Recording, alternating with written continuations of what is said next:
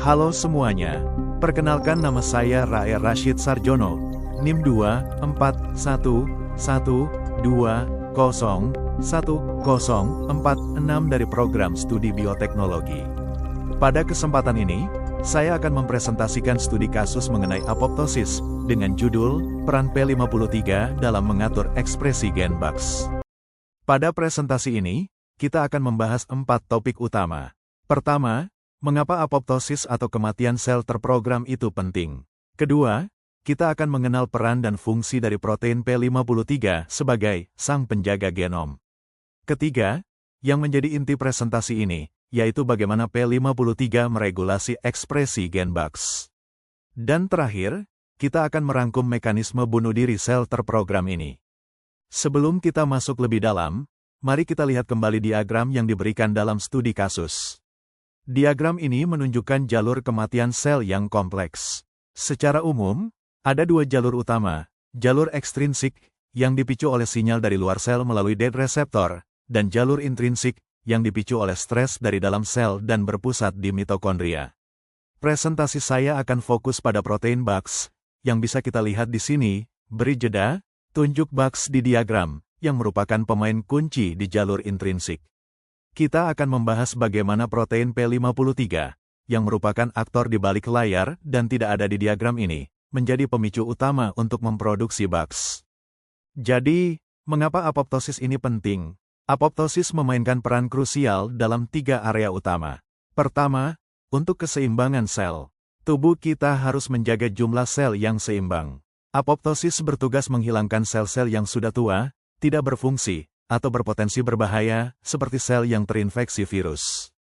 Kedua, adalah regulasi gen, yang menjadi fokus kita. Mekanisme ini memastikan bahwa sel yang mengalami kerusakan DNA parah akan diperintahkan untuk bunuh diri.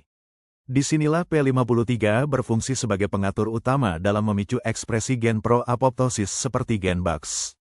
Ketiga, tentu saja kesehatan dan penyakit. Ketika apoptosis gagal berfungsi, sel-sel rusak bisa terus hidup dan membelah, yang dapat menyebabkan kanker. Sebaliknya, jika apoptosis terlalu aktif, itu bisa menyebabkan penyakit degeneratif. Sekarang, mari kita kenali aktor utama kita, protein P53. P53 sering dijuluki sebagai sang penjaga genom. Peran utamanya adalah sebagai faktor transkripsi. Artinya, P53 adalah protein yang bisa masuk ke inti sel, membaca, dan menempel pada sekuens DNA tertentu. Dengan menempel pada DNA, P53 bisa menyalakan atau mematikan gen-gen yang menjadi targetnya. Dalam konteks apoptosis, P53 secara spesifik mengontrol gen Bugs dengan cara 1. Mengikat promoter gen Bugs. 2. Mendorong proses transkripsi, yaitu penyalinan kode dari DNA menjadi merna. 3. Dan akhirnya, mengatur ekspresi protein, yang memfasilitasi proses bunuh diri sel. Setelah P53 aktif dan menumpuk di nukleus, ia akan memulai proses untuk memproduksi Bugs. Seperti yang tertulis di slide, proses ini terdiri dari 3 langkah utama. Pengikatan P53. Pertama, P53 akan mencari dan menempel pada bagian spesifik di DNA yang disebut promoter dari gen Bugs.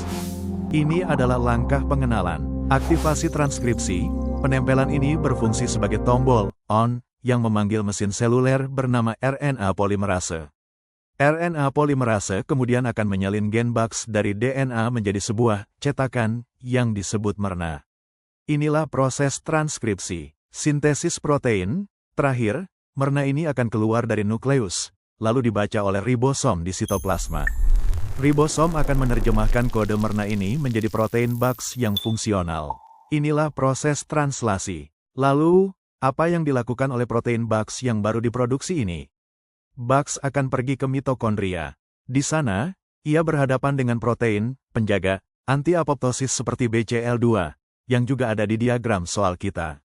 Normalnya, BCL2 menang dan menjaga mitokondria tetap aman.